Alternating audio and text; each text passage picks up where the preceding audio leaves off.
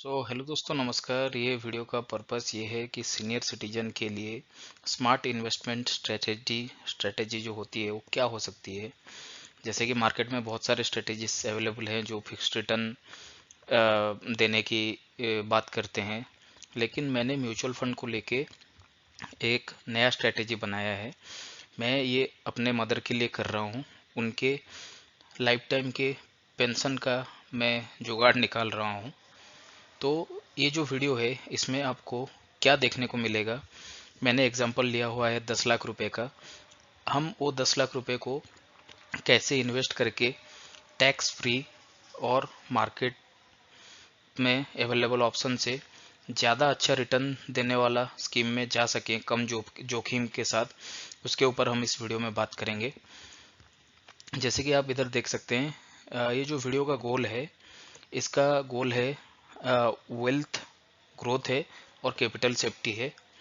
Then इसमें जो challenge है, मेकिंग में बहुत सारे ऑप्शन है मार्केट में, पर कौन सा बेस्ट ऑप्शन है हमको वो फाइंड आउट करके निकालना है। तो मैं पूरे डेटा के साथ इसमें बात करने वाला हूँ। और चलिए हम वीडियो में आगे बढ़ते हैं।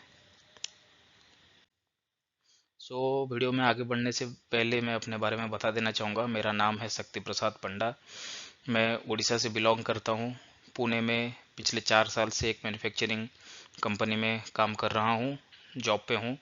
बाय प्रोफेशन मैं एक इंजीनियर हूँ, लेकिन मेरा जो झुकाव है वो पर्सनल फाइनेंस की तरफ ज़्यादा है। और मेरा, अगर आप इधर गोल देखेंगे तो मेरा गोल है to become a SEBI registered RIA, registered investment adviser बनना मेरा फ्यूचर का गोल है। मैं अभी अपना MBA फाइनेंस में परस्यू कर रहा हूँ। देन मैं सेबी रजिस्ट्रेशन लेने के लिए NISM के सर्टिफिकेशंस भी कर रहा हूँ। तो ये है मेरा इंट्रोडक्शन। चलिए वीडियो में और आगे बढ़ते हैं। तो यहाँ पे आप देख सकते हैं इंडियन रिटायरमेंट इनकम ऑप्शन।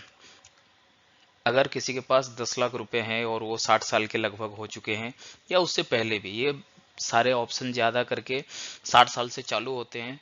लेकिन मैं जो ये स्ट्रेटेजी लेके आया हूँ, ये आप पहले भी चालू कर सकते हैं एक रेगुलर इनकम के लिए, अपने पेरेंट्स के लिए या खुद के लिए। तो हमारे पास करंटली जो ऑप्शंस हैं वो ऑप्शंस हैं, सीनियर सिटीजन सेविंग स्कीम है, post office monthly income scheme है, सीनियर सिटीजन FD है, रेगुलर FD है, RBI floating rate savings bonds हैं, LIC इमीडिएट एन्युटी प्लान है। तो इसमें सारे उसके एज के क्राइटेरिया दिए गए हैं, कौन से एज में आप एलिजिबल होने वाले हैं। इधर लॉक इन और टेन्योर का बात किया हुआ है, कितने समय तक आपका पैसा लॉक इन में रहेगा। और इधर इंटरेस्ट रेट दिखाया गया है।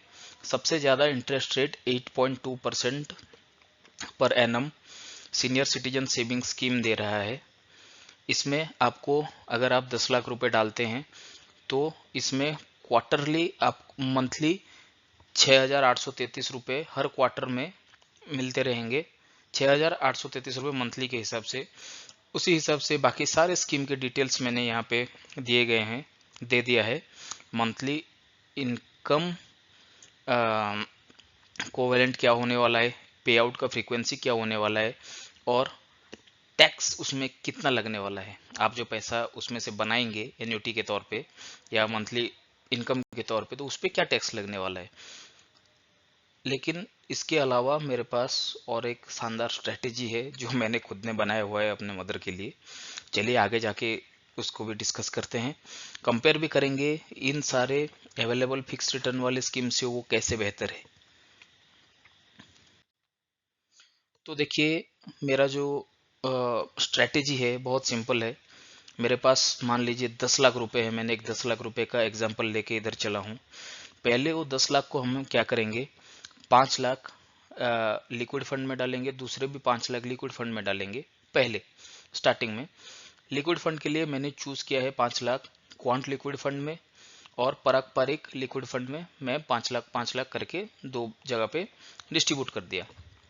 उसके बाद क्या हुआ, हर महीने हमको दोनों फंड से 2-2 हज़ार रुपए निकाल के SWP चालू करना है अपने अकाउंट में। अपने अकाउंट में मतलब आप जिसके लिए कर रहे हैं, आपके मदर फादर के लिए है या आप एक रिटायरमेंट के नियर अबाउट पर्सन है, तो आप अपने लिए कर रहे हैं, तो आपके अकाउंट में हर महीना स्टार्टिंग से ही 4-4 हज़ार रुपये आने लगेंगे। 4 हज़ार यानी कि 2 हज़ार ये फंड से SWP होगा, 2 हज़ार ये फंड से SWP होगा। उसके साथ साथ 50-50 हज़ार रुपये STP होंगे, सिस्टमेटिक ट्रांसफर प्लान में जाएंगे। क्योंकि आपको भी मालूम है मार्केट में आपके पास पूरा सेविंग लगा देना कोई बुद्धिमत्ता का बात नहीं होता है। तो इसको हम 10 महीने में पूरा फंड ट्रांसफर करेंगे। कहाँ पे? Quant multi asset allocation fund में, और पारंपरिक जो कंजर्वेटिव हाइब्रिड फंड है इसमें हम अपने पैसों को ट्रांसफर करेंगे। हर महीना दोनों फंड से 2-2 हज़ार रुपये हमारे SWP चालू है, STP सिस्टमेटिक ट्रांसफर प्लान चालू है 50-50 हज़ार रुपये का। तो ऐसा करके 10 महीने में हमारा सारा पैसा लिक्विड फंड से निकल के दोनों हाइब्रिड फंड में आ जाएगा। मैं आपको आगे भी बताऊंगा मैंने ये 2 ही हाइब्रिड फंड क्यों चुने हुए हैं। तो इसमें हमको मिलेगा क्या?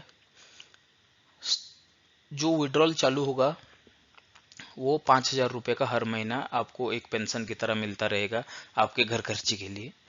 हर साल उसमें 5% का इंक्रीमेंट होता रहेगा, क्योंकि आपको भी मालूम है इन्फ्लेशन बढ़ता है हर साल। तो उसको पकड़ के भी मैंने इसको कैलकुलेशन में लिया हुआ है। 5,000 पहले साल में, दूसरे साल में 5% बढ़ के आएगा, और हर साल ये बढ़ता जाएगा। मैंने 20 साल का प्लानिंग बना के रखा है इसके ऊपर। ये देखिए जैसे कि 20 ईयर का प्लानिंग है। मैंने ये जो 2 फंड लिए हैं, quant multi asset allocation fund, इसका जो CAGR है आज तक का, 2003 से शायद ये फंड लॉन्च हुआ है, उसका CAGR आ रहा है 16.13%। पारंपरिक कंजर्वेटिव हाइब्रिड फंड का जो हमारा CAGR आ रहा है वो 9.74% का आ रहा है। लेकिन इसके ऊपर ये पूरा ऑप्टिमिस्टिक हम बिहेव नहीं करेंगे। हम आगे कैलकुलेशन में मैं बताऊंगा कि मैंने कैसे इसको 12% ही कंसिडर किया और इसको सिर्फ 9% ही कंसिडर किया, और उससे भी अच्छा रिटर्न निकाला। करंट मार्केट में जो जो स्कीम्स अवेलेबल हैं उससे बहुत अच्छा रिटर्न निकाला है। चलिए वीडियो में आगे बढ़ते हैं।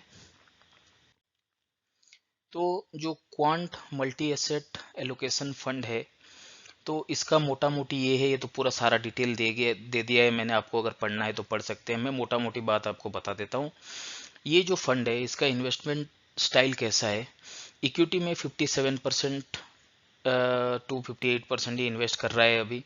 कमोडिटी यानी सोना चांदी जो भी कमोडिटी रहता है उसमें 20% का इन्वेस्टमेंट है। डेट यानी कि डेट इंस्ट्रूमेंट में 10 से 11% का इन्वेस्टमेंट। हेज इक्विटी में लगभग 10% का इन्वेस्टमेंट। कैश में 1.03% का, और रियल इस्टेट में 0.48% का ये इसका इन्वेस्टमेंट है। आप अगर इसका रिटर्न देखें CAGR, तो 1 साल का रिटर्न है। मार्केट का इतना खराब सिचुएशन होने के बाद भी इसका रिटर्न है 21.6%।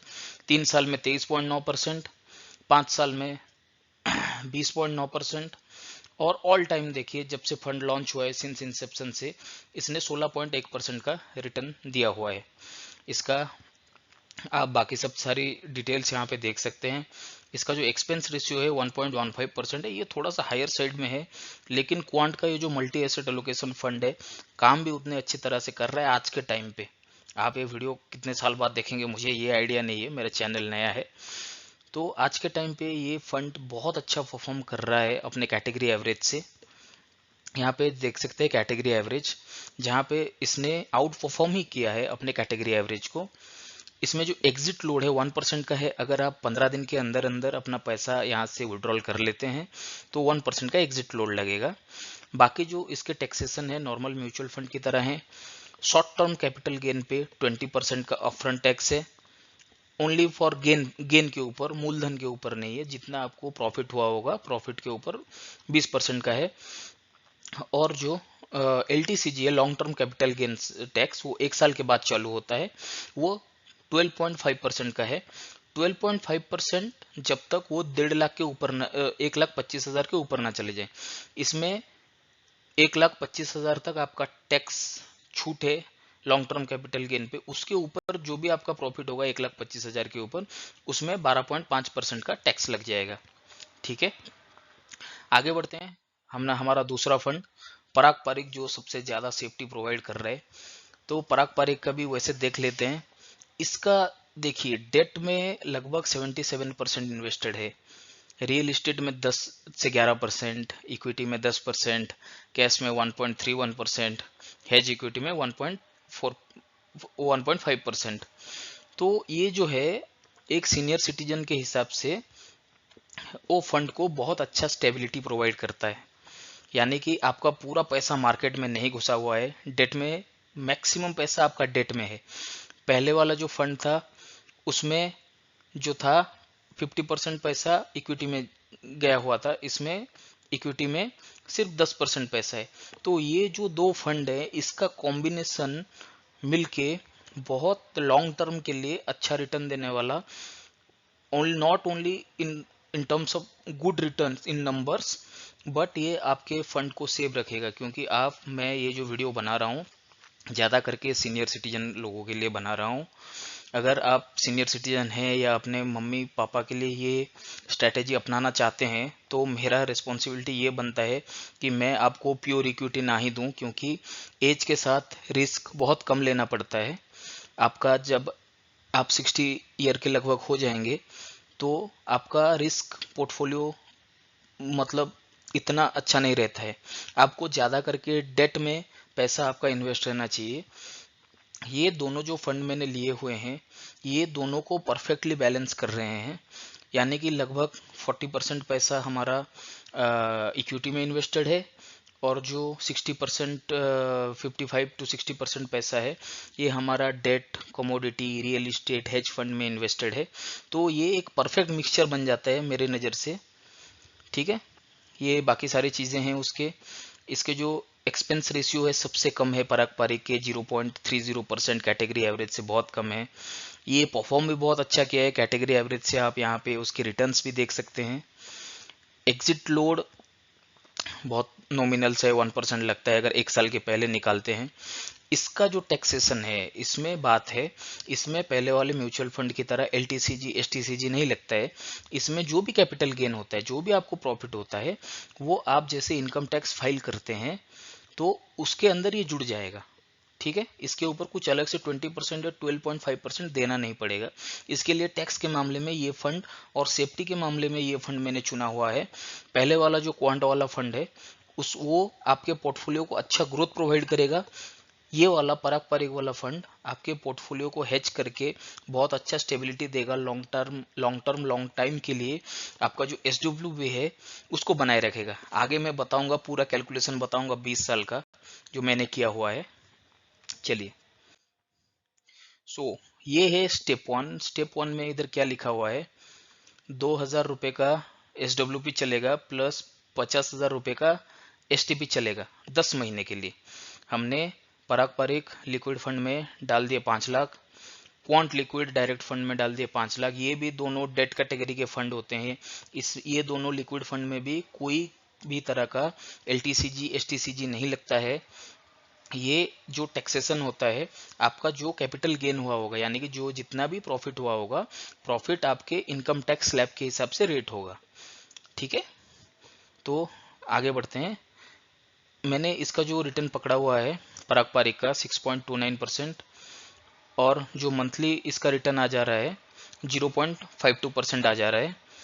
जो फर्स्ट मंथ में क्या हो जाएगा, हमने 5 लाख रुपए यहाँ पे इन्वेस्ट किए, 5 लाख का वैल्यू बढ़ के यहाँ पे हो गया 5,02,620 रुपये। उसमें से हमने SWP निकाल लिए अपने अकाउंट में 2,000 रुपये मंथली खर्चे के लिए, और इधर से हमने STP कर दिया पारंपरिक लिक्विड फंड से, उसको ट्रांसफर कर दिया 50,000 रुपये हर महीने पारंपरिक हाइब्रिड फंड में, कंजर्वेटिव हाइब्रिड फंड में। ऐसा करते करते ये 10 महीने में पूरा पैसा आपका पारंपरिक हाइब्रिड जो हाइब्रिड फंड है उसमें ट्रांसफर हो चुका होगा। ये जहाँ पे आप रेड पे डैश देख रहे हैं, यहाँ पे पूरा आपका पैसा खत्म हो गया होगा, पूरा लिक्विड फंड से निकल के कंजर्वेटिव हाइब्रिड फंड पारंपरिक में चला गया है। उसके साथ साथ क्या हुआ है कि हमने हर महीने 2-2 हज़ार रुपये निकाले हैं 10 महीने के लिए। तो इसमें क्या हुआ, इधर से 20,000 रुपये निकाले। ठीक इसी तरह क्वांट का जो लिक्विड फंड है उसका भी मैंने इधर कैलकुलेशन दिया हुआ है जो ईयरली रिटर्न कितना दे रहा है और 10 महीने में उसका सिनेरियो कैसा होगा ये भी दिया हुआ है। इधर के 20,000 प्लस इधर के 20,000, टोटल हमने 40,000 रुपये 10 महीने में निकाल चुका हूँ, निकाले हुए हैं। किसके लिए? यानी कि पेंशन के तौर पे। और 50,000 रुपये हर महीने हम एसटीपी करते रहे हैं अपने हाइब्रिड्स फंड में। ये मुझे सबसे सही तरीका लगा। एक साथ 10 लाख रुपए मार्केट में लेके उतरना, उसके ऊपर रिस्क लेना एक बुजुर्ग आदमी के लिए ये बात बिल्कुल भी बराबर नहीं है। इसके लिए मैंने इसको 10 महीने में स्प्लिट कर दिया है। ठीक है, ये सारे कैलकुलेशन होने के बाद 10वें महीने पे आपके दोनों के फंड के बैलेंस 0-0 हो जाएंगे। ये स्टेप 1 हो गया। अभी हम चलेंगे स्टेप 2 की तरफ। स्टेप 2 में क्या होता है, हम SWP प्लान स्टार्ट करेंगे। Quant multi asset allocation fund, हमने जो 5 लाख रुपए लिक्विड फंड में डाले थे वो उधर से 20,000 रुपये 10 महीने में निकालने के बाद हमारा जो टोटल इन्वेस्टमेंट यहाँ पे हो रहा है 4,93,769 रुपये हो रहा है। ठीक है, मैंने आपको पहले दिखाया था इसका जो सिंस इंसेप्शन से रिटर्न है वो 16 पॉइंट सम परसेंट था, लेकिन मैंने इधर सेफर साइड में 12% ही मान के चला है। ज़्यादा लालच नहीं करना है, पूरा कट टू कट नहीं जाना है। 12%, 11 से 12, 13% एक बहुत अच्छा रिटर्न का एक्सपेक्टेशन होता है। इससे ज़्यादा मिला तो हमारा किस्मत है, नहीं तो 12% भी मिल भी गया तो कुछ भी प्रॉब्लम नहीं है इसके ऊपर। ठीक है, तो ठीक है, तो इसमें मैं आगे आपको बताता हूँ। ये जो 4,93,000 आपने यहाँ पे डाला फर्स्ट ईयर में, उसकी वैल्यू इतनी हो गई। उसमें आपने 5% का SWP निकाल लिया, ये मतलब साल का है, एनुअलाइज SWP है। आप 27,651 रुपये निकाल लिए, तो उसके हिसाब से जो मंथली आपका SWP हो गया वो 2,304 रुपये हो गया। तो ये खाली 5 लाख के ऊपर है। दूसरा जो 5 लाख है ये पारंपरिक कंजर्वेटिव हाइब्रिड फंड, इसके बारे में मैं अलग से बता रहा हूँ आपको। ठीक है, और ये SWP में क्या किया है मैंने, हर साल 5-5% बढ़ाता गया हूँ SWP अमाउंट को। इससे क्या होता है कि हमारा जो इन्फ्लेशन होता है, इन्फ्लेशन एक बहुत बड़ी चीज़ है। आज जो काम आप 5,000 रुपये में महीने में कर पा रहे हैं, हर साल वो 5,000 का वैल्यू 5,000 नहीं रहेगा, उसका भी वैल्यू बढ़ता रहेगा। इन्फ्लेशन यानी कि महंगाई बढ़ती रहेगी। महंगाई को ध्यान में रखते हुए मैंने हर साल 5-5% बढ़ाता गया हूँ। पहले साल हमारा जो मंथली SWP आ रहा था 2,304 रुपये, लेकिन जब 20वें साल तक पहुंचेंगे एक फंड से हमारा मंथली SWP आ जाएगा 5,822 रुपये। ठीक है, तो हमने टोटल SWP ये फंड से कितना कर लिया 20 सालों में, 9,14,000। हमने 5 लाख डाले थे, 9,14,309 रुपये निकाल चुके हैं। उसके बाद भी 20 लाख रुपए बचे हुए हैं अभी भी। 20 साल के बाद भी आप 9,14,000 निकालने के बाद भी इधर 20 लाख रुपए बचे हुए हैं। ठीक उसी तरह पे पारंपरिक जो कंजर्वेटिव हाइब्रिड फंड है, इसमें भी हमने सेम स्ट्रेटेजी अप्लाई किया है। इसमें जो हमारा इन्वेस्टमेंट हो गया 4,93,712 रुपये हो गया। उसमें 20वें साल के अंत में हमने जो SWP निकाला, SWP यानी कि सिस्टमेटिक विड्रॉल प्लान, हर महीने हमारे फिक्स डेट को हमारे अकाउंट में पैसे आएंगे। वैसा करते करते 21 साल में 8 लाख लगभग 8,90,000 रुपये आ गए। उसके बाद भी ये फंड में 7,81,000 रुपये बचे हुए हैं। ये थोड़ा सा एग्रेसिव है, इसका मल्टी एसेट एलोकेशन है, ये कमोडिटी भी खरीदता है, बहुत सारे चीज़ों में इन्वेस्ट करता है। क्वांट जो म्यूचुअल फंड है, इसका इन्वेस्टमेंट स्ट्रेटेजी मुझे पर्सनली बहुत अच्छा लगता है। वो मार्केट के मूड को देख के इन्वेस्ट करते हैं। और पारंपरिक कंजर्वेटिव हाइब्रिड जो फंड है, इसका ज़्यादातर हिस्सा डेट में रहता है। डेट में रहने से क्या होता है, आपका जो पोर्टफोलियो है वो एकदम बैलेंस होके रहता है। आपको हर जगह पे इन्वेस्टमेंट मिलता है। आपका पूरा पैसा कभी भी शेयर मार्केट में यानी कि डायरेक्ट इक्विटी में लगेगा ही नहीं। लगभग 40% पैसा, 40 से 45% पैसा जो है इक्विटी में रहेगा। बाकी सारे कमोडिटी, डेट, ये सारे इंस्ट्रूमेंट में रहेंगे, क्योंकि इसका पारंपरिक कंजर्वेटिव हाइब्रिड फंड का ज़्यादा करके फोकस डेट की तरफ है। इसके लिए इसका रिटर्न कम दिखा रहा है, लेकिन हमारे लिए अभी रिटर्न कंसिडर करना एक अच्छी चीज़ नहीं है, क्योंकि ये हम प्लानिंग कर रहे हैं सीनियर सिटीजन के लिए या अपने मम्मी पापा के लिए, जिनको हर महीने कुछ पैसों की ज़रूरत पड़ती है, तो उसके लिए हम प्लान कर रहे हैं। हमने जब इसको स्टार्टिंग किया था, ये बात भी आप ध्यान में दीजिए, मंथली जो एसआईपी था ये फंड से 2304 रुपये हो रहा था, इधर से 2242 रुपये हो रहा था, यानी कि लगभग लगभग कुछ तो 4500-600 रुपये हर महीने आपके निकल रहे थे, आपके अकाउंट में आ रहे थे पर्सनल खर्चा करने के लिए। लेकिन जैसे ही 20वां साल आ गया, 20वें साल में ये बढ़ गया, बढ़ के एक फंड से 5822 रुपये आने लगा, दूसरे फंड से 5666 रुपये आने लगा। लगभग लगभग 12-13 हज़ार का एसडब्ल्यूपी हर महीना आपके अकाउंट में पैसा आता रहा, जो कि इन्फ्लेशन के हिसाब से आपके पॉकेट को भी सुहाता रहा। तो इसका जो मतलब जो सारांश निकल रहा है, इसका कुल निवेश जो हमने कर दिया है इसमें स्टार्टिंग से जो है कुल निवेश है 9,87,480 रुपये का। एसडब्ल्यूपी 21 साल में हर महीने टाइम टू टाइम आपके खाते में पैसा गिरता रहा। 21 सालों में टोटल आपने फंड से पैसे निकाल लिए 18,04,026 रुपये। ये और उसके बाद कुल फंड वैल्यू 21 साल के बाद अभी भी आपके पास 27 से 28 लाख रुपए बचे हुए हैं। आपका कैपिटल जो आपने 10 लाख रुपए इन्वेस्ट किए थे स्टार्टिंग में, उसका वैल्यू लगभग 2.5 गुना हो चुका है 20 सालों में, 2.5 से 3 गुना। और उसके साथ साथ आप 18,04,000 रुपए निकाल भी चुके हैं उसमें से, ये भी ध्यान रखिएगा। ये जो एजम्पशन है, ये मैंने एजम्पशन लिया हुआ है पास्ट रिटर्न को देख के। एक मेरे हिसाब से ये एक बहुत अच्छा एजम्पशन है। इससे कम भी आप सोच सकते हैं या इससे ज़्यादा भी सोच सकते हैं, ज़्यादा मिल गया तो बहुत अच्छा है। और इसमें हमने जो एसडब्ल्यूपी रेट रखा हुआ है साल का, इसमें 5% रखा हुआ है। 4 से लेके 6% अगर आप कोई भी स्कीम से पैसा निकालते रहेंगे और वो 6% से ज़्यादा रिटर्न देता रहेगा, तो आपका फंड कभी खाली नहीं होगा, उल्टा बढ़ता रहेगा।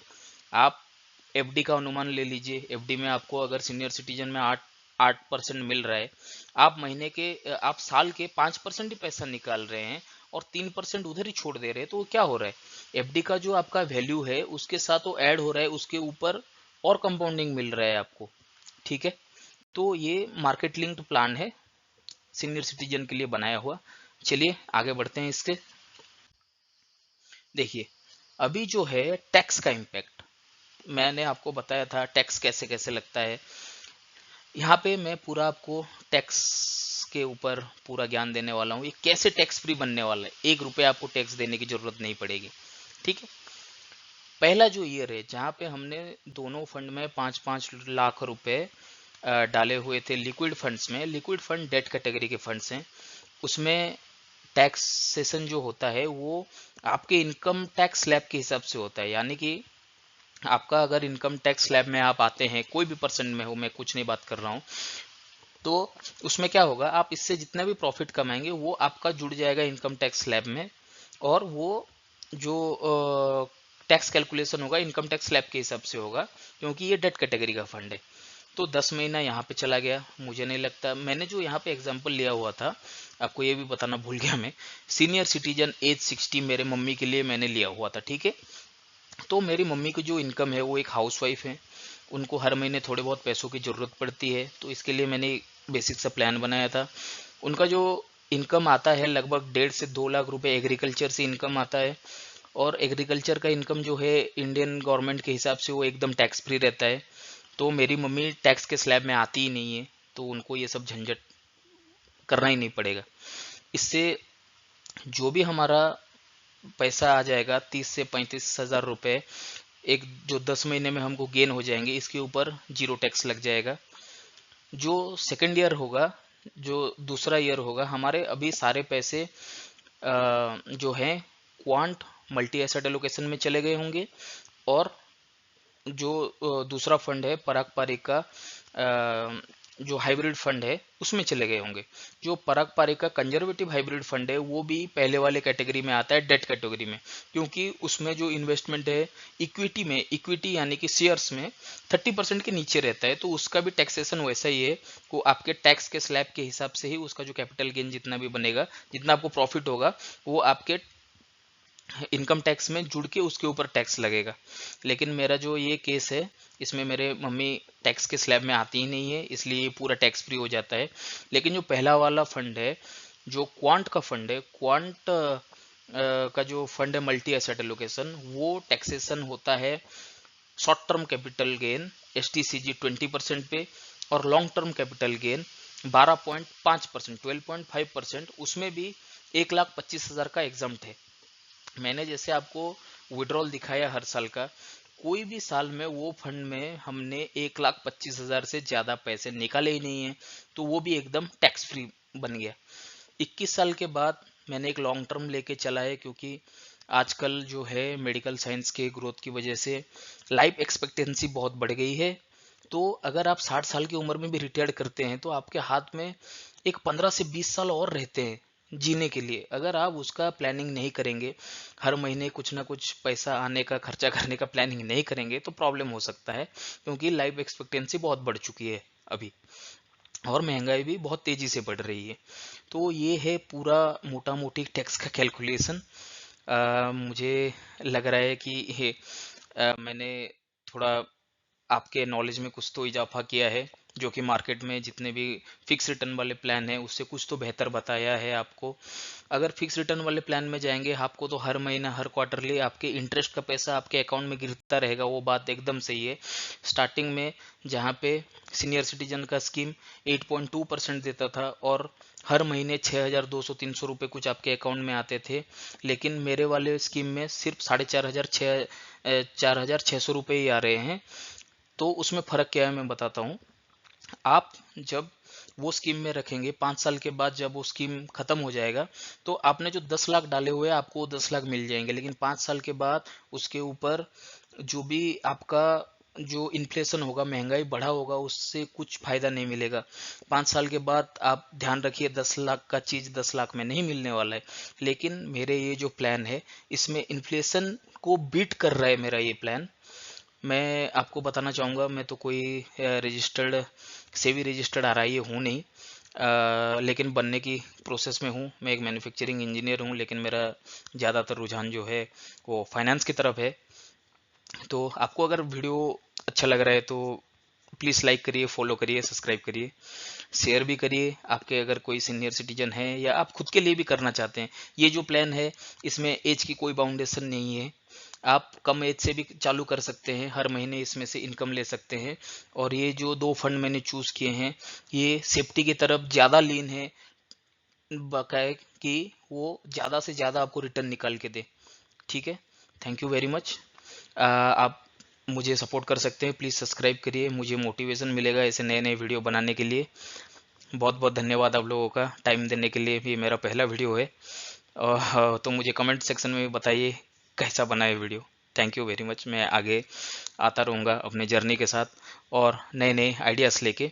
आप प्लीज़ डिस्क्लेमर एक बार पढ़िए, और अपने जो फाइनेंशियल एडवाइज़र हैं, सेबी रजिस्टर्ड हैं, उनसे एक बार बात करके इस स्कीम में इन्वेस्ट करिए। मैंने ये अपने मम्मी के लिए अपने खुद से एक प्लान बनाया हुआ है। आपको अच्छा लगा तो कंसिडर भी कर सकते हैं। Thank you very much.